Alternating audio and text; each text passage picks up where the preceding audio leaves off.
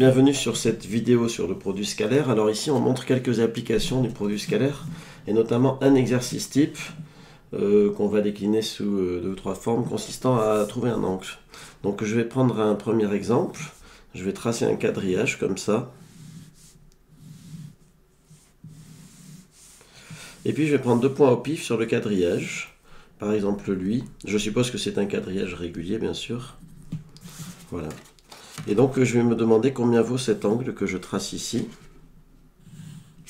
et que je vais appeler gamma par exemple. Donc je rappelle la lettre grecque, gamma.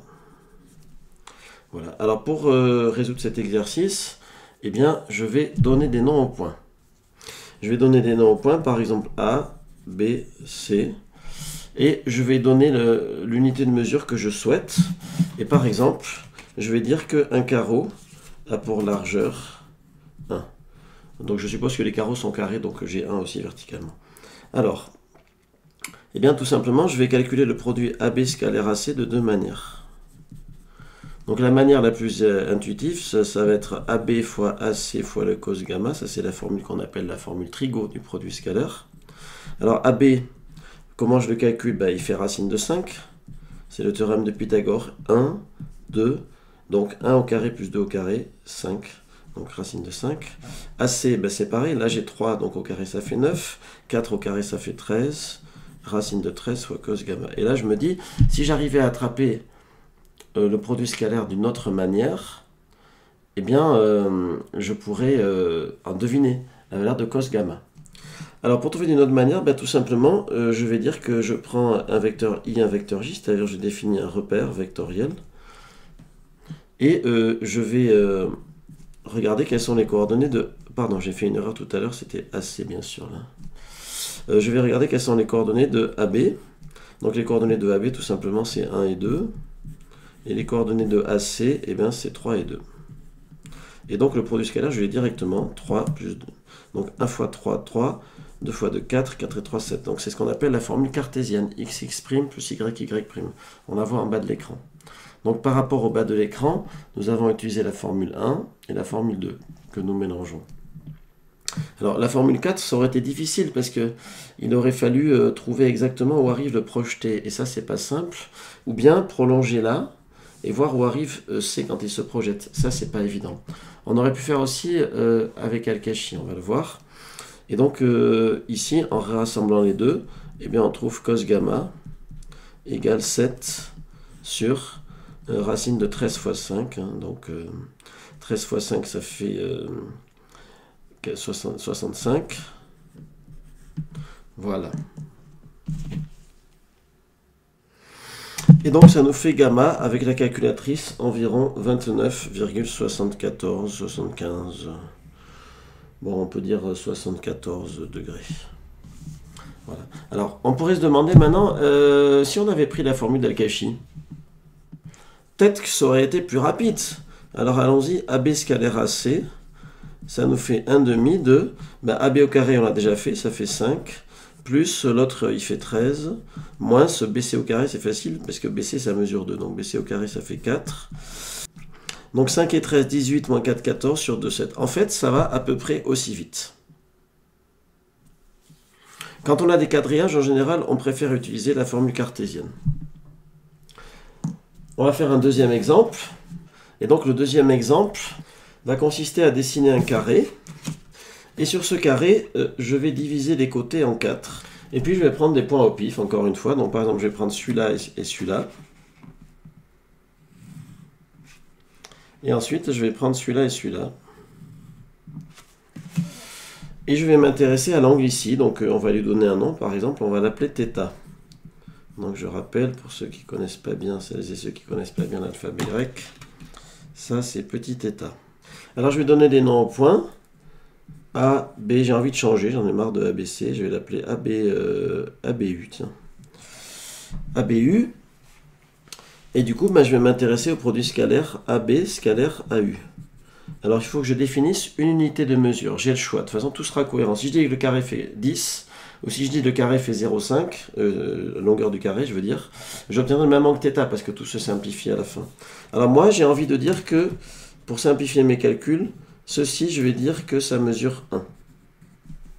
Voilà. Et donc, j'applique ma formule. Donc ici, je prends un triangle rectangle ici, donc j'ai 4. Ce segment rouge, il fait 4. Et donc, pour AB, je vais faire 4 au carré plus 1 au carré. Donc, ça fait 17. Racine de 17, ça c'est pour la norme de AB.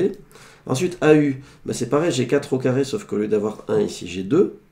Donc, 4 au carré, ça fait 16. 2 au carré, ça fait 4. Donc, j'ai racine de 20 fois le cosinus θ, dont j'ignore la valeur.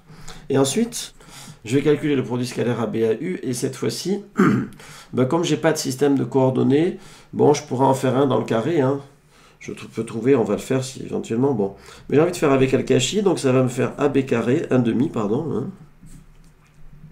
1 demi, donc AB carré, plus AU carré, moins BU carré. Alors ça nous fait quoi AB carré, ben, c'est ce qu'on a mis dessus, hein. Du coup c'est pour ça que c'est simple. 17 plus 20 moins BU, ben, là BU carré, franchement il n'est pas difficile. Hein. Donc ça fait 37 moins 1, 36 sur 2, 18, et voilà. Donc j'ai mon cos θ qui est égal à 18 divisé par, tout ça, racine de 20 c'est 2 racines de 5, ça fait 2 racines de 5 fois 17, ça fait 85. Et donc ça fait 9 sur racine de 85. Bon, si je veux faire un peu de calcul mental, ça c'est à peu près 9. Vous voyez que le cos θ est très petit. Enfin, je veux dire, le cos θ est très proche de 1. Je me suis avancé en parlant de calcul mental, je voulais juste dire. Voilà, je me rends compte que ce nombre est un tout petit peu plus petit que 1, parce que 85 c'est un tout petit peu plus grand que 81. Alors je prends ma calculatrice, je fais 9 divisé par la racine de 85. Je vérifie que je suis en degrés. Et je prends le cos, et je trouve environ 12,53 degrés. Voilà. Alors j'aurais pu faire avec les coordonnées aussi, ça marche. Et ensuite, un dernier petit exemple, si j'ai un triangle quelconque ABC,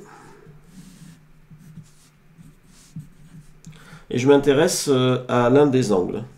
Donc par exemple, que j'appelle A chapeau.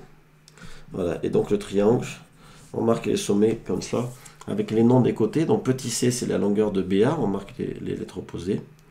Et petit c chapeau c'est l'angle C. Voilà. Donc je vais chercher l'angle A, mais on pourrait faire pareil pour le reste. Alors pour chercher A, ben, je vais faire le produit scalaire ABAC. Ça fait la longueur AB fois la longueur AC fois bien, le cosinus A que j'ignore.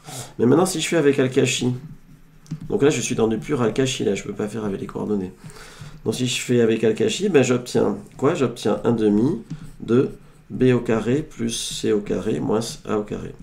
Et du coup, j'ai ma formule qui va me dire que cos A, c'est égal à B au carré plus C au carré moins A au carré sur 2BC. Donc je pense que M. Al-Kashi connaissait cette formule, évidemment, bien avant d'avoir accès à ce qu'on a défini nous comme étant le produit scalaire. De toute façon, il n'y avait pas de système de coordonnées. Le système de coordonnées ayant été pensé par Descartes, les coordonnées cartésiennes. Voilà, donc j'ai voulu vous montrer 3 exemples dans lesquels on peut trouver un angle. Un exemple où on peut faire la méthode cartésienne ou la méthode Al-Kashi. Un exemple aussi cartésienne ou Al-Kashi, et un exemple pur Al-Kashi à la fin, qui, combiné à la formule Trigo, nous aide à trouver un angle. Donc là, nous avons mélangé la formule 1 et la formule 2, ou la formule 3 et la formule 2. Exercice classique de produit scalaire pour trouver un angle.